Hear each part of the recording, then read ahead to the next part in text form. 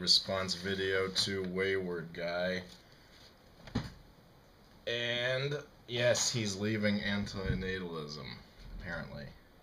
So we're gonna find out why. Beginning of the video, he discussed the reasons for him getting into it. Yeah, and we all have, there's always reasons why everyone does anything, right? So it's important to know the context, I guess. And then he brings up the Benatar stuff. So I'm just a little bit confused about what exactly specific disagreement is with any of the contentions in Benatar's book. How about the book Confessions of an Antinatalist by Jim Crawford? I don't know if you ever checked that one out. Alright, let's continue with the video. Okay, we're about 350 or so. Channel. Yeah, pretty peaceful. And during that time I went through a lot of, a series of other issues that I won't even get into, but I guess to kind of get into why I stepped away from antinatalism, the thing that kind of keeps me away from it now is that antinatalism is not necessarily illogical. And I don't necessarily disagree that the order of being is consumption, reproduction, cannibalism, addiction, that old mantra. The problem is, and I'm going to get slammed so hard for saying this, but I believe this is genuinely what I believe. I don't think we know enough at this point to be able to make the determination that we need to bring about the end of our own species with any logical consistency. I mean, when you think about it... Okay. Well, I guess to just go back to this tired fucking subject. Okay, let's theoretically say we don't know everything. Which we don't. We don't know everything, but my argument is that we know enough to make the determination to pursue the graceful exit. Now,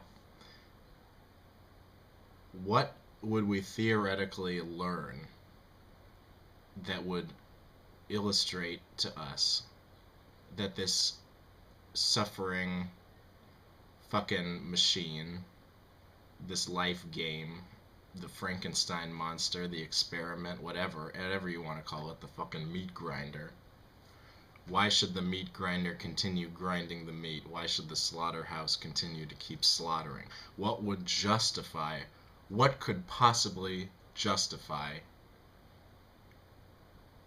this whole experiment, DNA, fucking factory? What could possibly justify that? What new information could we learn? Some sort of technological singularity? Some sort of revelation type scenario where the world ends, the apocalypse?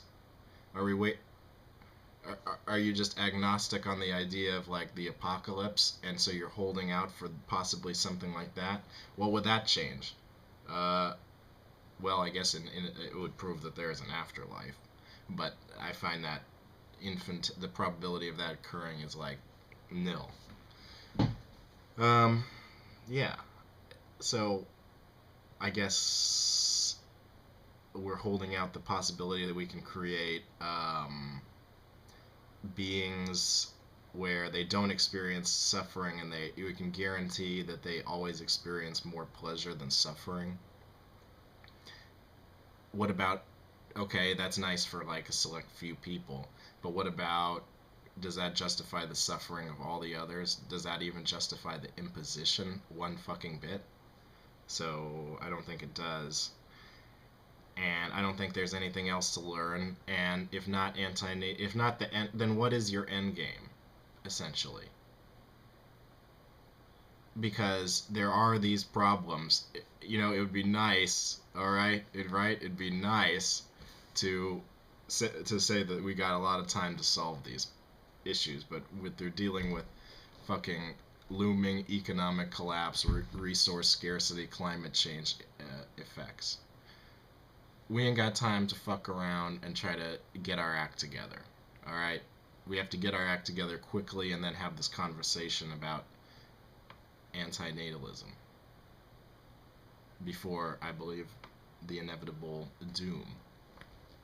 Technology, another problem in terms of, intelligence and weaponry, high advanced weaponry can't coexist, and that's just the goddamn truth. So your end game is continued suffering and unknown conclusion.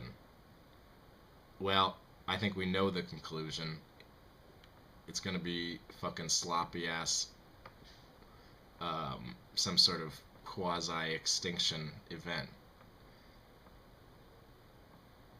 And yeah, I don't think we. What would that? What new information could possibly justify the continued operation of the meat grinder for no good fucking reason? I mean, do you think there is some fucking good reason to exist other than some sort of delusion or addiction that you've already acquired? Oh boy, alright, let's go on. Human beings haven't been around for that long. I mean, the Earth has been around for about 3 billion years now. I don't know. Correct me if I'm wrong on that. I'm really bad with numbers. Or at least I'm really bad at remembering. But yeah, the Earth has been around for billions of years, point being. And our species has only been around for thousands of years. And when you think about all the things that we have accomplished in that time, you know, how much our intelligence has evolved, how much we've learned, it seems premature at this point to make the determination that we need to bring about self-extinction. Again, what evidence is missing? This is not convincing. We know enough. We know that it's no good to fucking be in a state of fucking deprivation, and that fucking state of deprivation is created every time there is a procreation, the act of procreation takes place. And we know that imposition is no good, philosophically speaking, generally speaking, on behalf of an independent consciousness. So we know enough, and this is argument that now we've evolved and we've become into this wonderful civilization, and now we don't harm one another, and we have laws and all this wonderful civilization. First of all, what the fuck is civilization really even something worth clapping about at the moment? Like, look at the United States or any other country, or look at any country. Look at a developing country. Let's just be real. Let's just give a perfectly apt example. Yeah, are there like social services and governance, like really all like something we should really be writing home about? Like, or no, they're fucking up in terms of service delivery and basic human rights and a vast number of other things. So first of all, yeah, what is civilization? But I don't know. That's what we've accomplished right now. We've gotten this, like, inequitable distribution of resources, inadequate distribution of wealth, all the problems associated with civilization. And not only that, but there is more net suffering taking place than there has ever been. Don't you understand that? Because there are more people on this planet than there have ever been. Thus the deprivation is the highest, is the most it's ever been, net.